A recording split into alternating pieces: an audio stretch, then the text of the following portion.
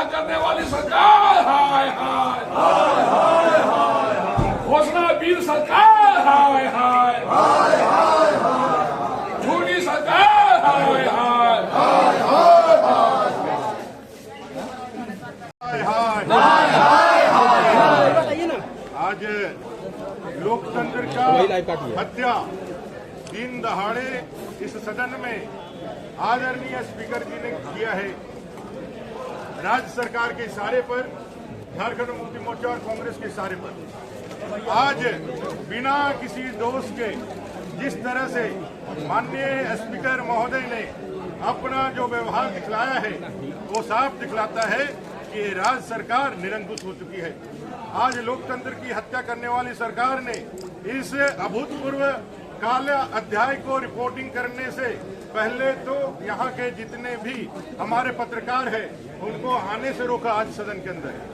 वहीं दूसरी ओर उन्होंने बड़े ही अमर्यादित तरीके से, बड़े ही तेज में हमारे तमाम विपक्ष के साथियों को सीधे सुदीप सोनू जी के कहने पर, सरकार के कहने पर सस्पेंड कर दिया। उनका व्यवहार ऐसा था कि भाई कोई सिपाह सलार अगर मैदान में गया है और उनके आका ने कहा है और आका के कहने पर यदि उसने काम नहीं कर पाया तो जो झुंझलाहट दिखती है सिपाह सलार की, वैसे ही उनकी झुंझलाहट देख रही थी। और उन्होंने संविधान की मर्यादाओं को भंग करते हुए एक साथ पूरे देश के इतिहास में किसी विधानसभा के अंदर पूरे विपक्ष को सस्पेंड करने का, लोकतंत्र की हत्या करने का इससे दूसरा उदाहरण नहीं मिल सकता है। आज आप लोगों ने देखा होगा किस तरह से पाकुड़ के गोपीनाथपुर जाने से आसाम के सीएम और हमारे सहप्रभारी हेमंत बिस्वा शर्मा जी को भी रोका जा रहा है। वो गोपीनाथपुर अब झारखंड का हिस्सा नहीं है, वो देश का हिस्सा नहीं है, वो बांग्लादेश का हिस्सा बन गया है। ये सरकार दिखाती रही है तुष्टीकरण, वोट बैंक की राजनीति। और युवाओं के सवाल पर, जिन युवाओं को 5 लाख बेरोजगारी, 5 लाख रोजगार और 5,000 बेरोजगारी का भत्ता देकर वायदा करके सरकार आई थी, जिन अनुबंध कर्मियों के परमानेंट करने का भरोसा, चाहे वो पारा शिक्षक हो, सहायक अध्यापक हो, पोषण सखी हो, आंगनबाड़ी सेविका सहायिका हो, बीपीओ हो, सीआरपी हो, या फिर संविदा कर्मी सारे, कंप्यूटर ऑपरेटर सारे, डाटा ऑपरेटर सारे, मनरेगा कर्मी सारे, अराजपत्रित कर्मचारी सारे, इनके ऊपर उनका कोई जवाब नहीं है। और ये विपक्ष की आवाज जो झारखंड की आवाज है, उस झारखंड की आवाज को दबाने के लिए एक तो बाहर जब रहता है तो आदिवासी युवाओं को इस सरकार के तानाशाही के लिए उनको लाठी से, गोलियों से दबाया जाता है, और सदन के अंदर विधायकों को, चुने हुए विधायकों की आवाज को दबाने के लिए अपना विशेषाधिकार का नंगा नाच करते हुए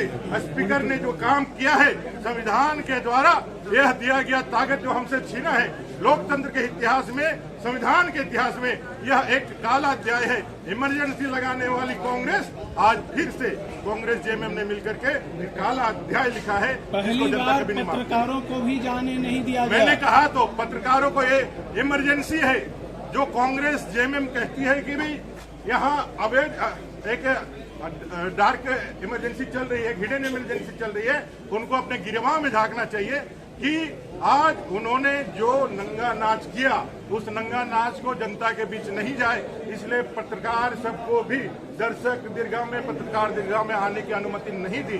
ये साफ दिखलाता है कि यहाँ लोकतंत्र समाप्त हो चुका है, यहाँ तानाशाही सरकार है जिसने अघोषित इमरजेंसी लागू कर दी है। और हम सब भारतीय जनता पार्टी के सारे विधायकों ने ये कसम खाया है कि जब तक इस सरकार को उखाड़ के नहीं फेंकेंगे, युवाओं को उसका न्याय नहीं दिला देंगे, युवाओं के लिए यहाँ के अनुबंध कर्मियों के लिए 1 या 10 विधायक भी यदि हमको छोड़ना पड़े, उसको त्याग करना पड़े, तो हम भारतीय जनता पार्टी के विधायक इसके लिए तैयार है। इस संकल्प के साथ हम मैदान में जाने वाले हैं। आप क्या करेंगे आगे सर? आप विधानसभा सत्र चलने नहीं दे रहे। कौन सा सत्र नहीं चला है? उनकी मर्यादा, जो स्पीकर महोदय बड़े बड़े बातें कर रहे हैं, उनके मर्यादा वीडियो हमारे पास है, आप निकाल करके देख लीजिए 2014 से 2019, वो विधायक के रूप में उनका आचरण देख लीजिए ना। बड़ी बड़ी बातें कर रहे हैं, संविधान की बातें कर रहे हैं। उस समय स्पीकर थे दिनेश राव जी, माननीय दिनेश राव जी, किसने जूते फेंके थे उनके ऊपर?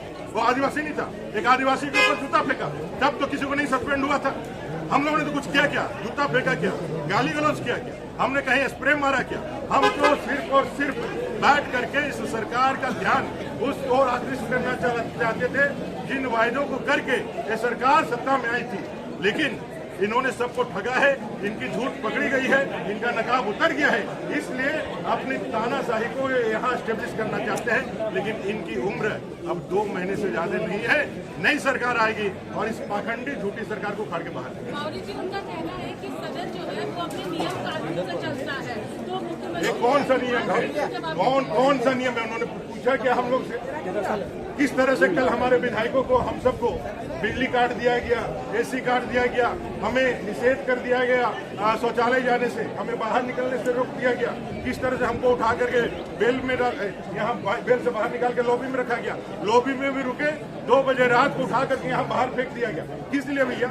ये कौन सा कानून में लिखा हुआ है? अरे कौन सा ताकत आपको दिया हुआ है? ये बमोती नहीं ना आपका। ये विधानसभा इनको लग रहा है कि उनको रजिस्ट्री मिल गया है, उनको किसी वायसराय ने यहाँ रजिस्ट्री कर दिया है और यहाँ बैठे हुए। ये आपकी बमोती नहीं है, ये भारत के संविधान और लोकतंत्र का सबसे बड़ा मंदिर है और यहाँ जनता ने चुन करके हमको भेजा है। आपके कृपा से हम लोग नहीं आए और ये बात आपको समझना होगा। और जिस तरह से आपने अपने अधिकारों का हनन किया है, ये जनता भी देख रही है और आपको उखाड़ करके बाहर फेंकेगी और बाबा साहब आम्बेडकर के संविधान को यहाँ लागू करा के रहेगी।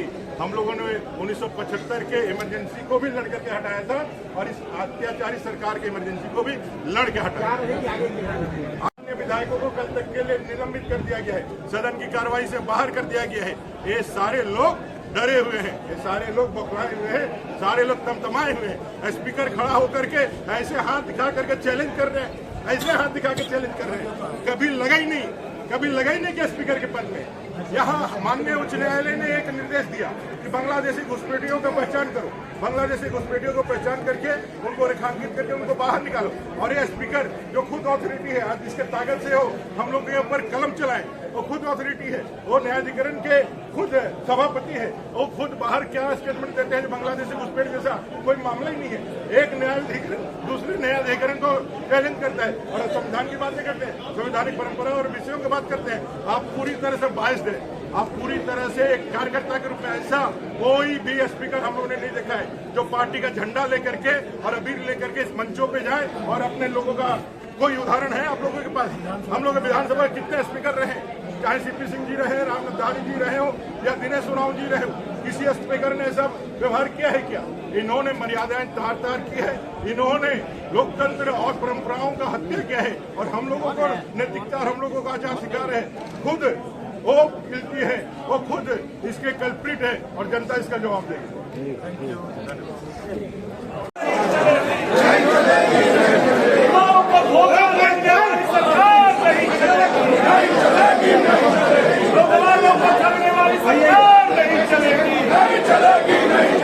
लोकतंत्र की हत्यारी सरकार, लोकतंत्र की हत्यारी सरकार, गाँव को धोखा देने वाली सरकार, संविदा कर्मियों को धोखा देने वाली सरकार।